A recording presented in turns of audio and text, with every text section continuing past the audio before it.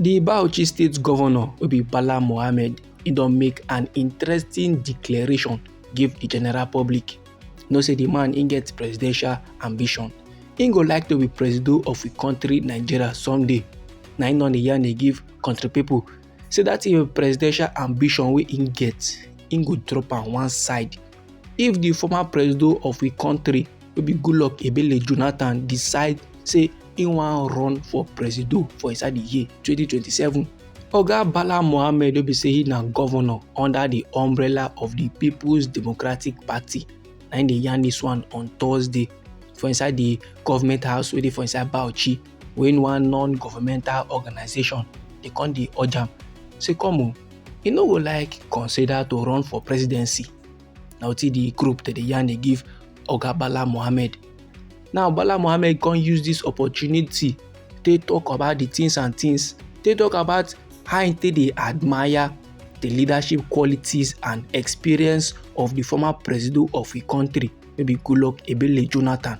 Oga Bala Muhammed come dey yarn dey give the general public say with regard now to the non-governmental organization their call say make him run for presidency.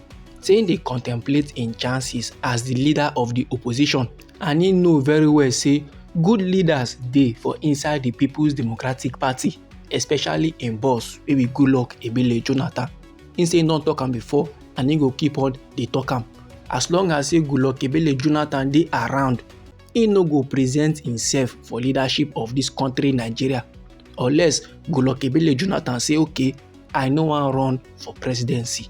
But if the non-governmental organization could fit persuade Goodluck Jonathan to come forward and to run for presidency, he say him wey be Bala Muhammed, he go support am 100%. Out of modesty now, Goodluck Jonathan never ready to lead the country. But in the hope say the NGO they go fit meet Goodluck Jonathan and they go encourage am make him run for presidency. The governor come dey praise the past achievements of Goodluck Jonathan, including in inclusive leadership style, plus an initiative for unemployed youth, and the effort wey he make to address the emergency system. He go do a better job because he get the experience. This dey come from Bala Muhammed, who be the governor of Bauchi State. And he constantly make clarification unto say he been criticize President Bola Ahmed Tinubu administration.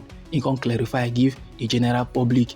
He say as he criticize the administration of President Bola Ahmed Tinubu, not because of say na bad blood wey dey involved or something. No, he say he just wan put the country in the right path, and he say na in responsibility as a leader to speak out on anything wey no dey correct for inside the country. Now my good people, all of us know about the former Senate Chief Whip wey be Ali Ndume, wey criticize President Bola Ahmed Tinubu administration.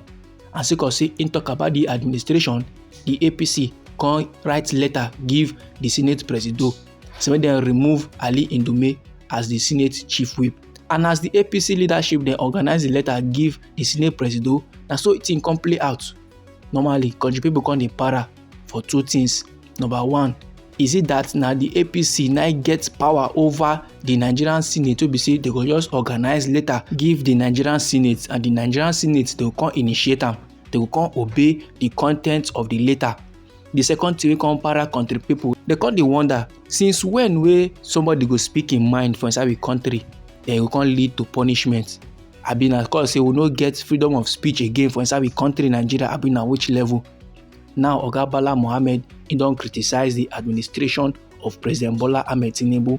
According to him, it's not because of any bad blood, not because say he hates, or not because say he na PDP, the ruling party na APC. No, he just dey talk am because true things no dey right for inside the country Nigeria. Anyhow, this informate be for body my good people. Feel free make you drop am inside our comment section. Meanwhile, e get another interesting informate wey I wan share give the general public. The tori be say Daniel Bala, wey be former spokesperson of the 2023 presidential candidate of the People's Democratic Party, in name na Atiku Abubakar, he don drop another interesting declaration.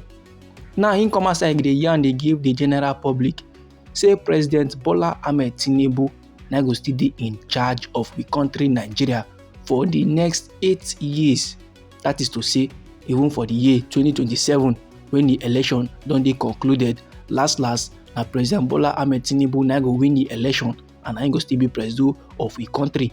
Oga Daniel Bala wey be say dem born am for inside Borno State, na im dey yarn dis one for inside post wey im drop for im official social media handle for the popular social media platform wey we know as X, and im dey yarn am on Thursday after the meeting wey President Bola Ahmed Tinubu get with former Nigerian leaders and serving governors for inside the presidential villa for Abuja.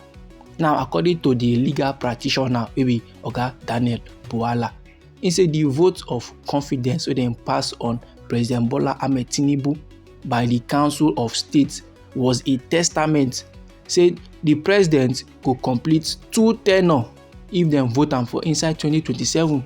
According to how Oga Daniel Bala take yarn am for im X account, he say the passing of the vote of confidence by the Council of State na clear reminder and na evidence to the political class wey be say their idea of democracy is either they must be the ones in charge or they must to dey control those people wey dey in charge. This na reminder to tell them say that democracy pattern e don pass, they don graduate from that stage. Now, you may not like Bola Ahmed Tinubu or im style of governance, but by God willing, im dey in charge and im go dey in charge for the remaining 3 years and renewable for another term, that is second tenure, if country people vote for am for inside the year 2027. Accept that reality and have peace of mind. We all say no to backdoor regime change. These my good people, they come from Oga Daniel Bala, and he na former spokesman of the 2023 presidential candidate of the People's Democratic Party wey be Atiku Abubakar. Normally, my good people, we know say anything wey get good side get bad side, you understand? Many people dey now wey no like Bola Ahmed Tinubu, they no like this in administration, they no like this in regime, and many people dey for inside the country wey prefer the former regime over this current regime of Bola Ahmed Tinubu. Yes, many dey wey prefer Buhari pass this man, so you understand? Many dey wey like Tinubu regime, wey be say no matter the matter, they still dey support Bola Ahmed Tinubu. Many people dey like that. Na why for inside the year 2027, all of us know say e no go easy at all because different things fit happen. But normally, anything wey wan happen go happen. This na the information wey I say make I share give the general public.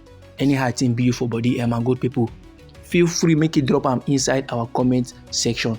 Now we be Anointed Lady TV, and now we dey give una legit information on the things and things wey dey happen for inside our nation, Nigeria. So if you would like to dey receive legit information, try make you subscribe to this channel and try make you put on the notification bell so that as we dey bring you news dey come, na you go first receive the updates and you go get them sharp.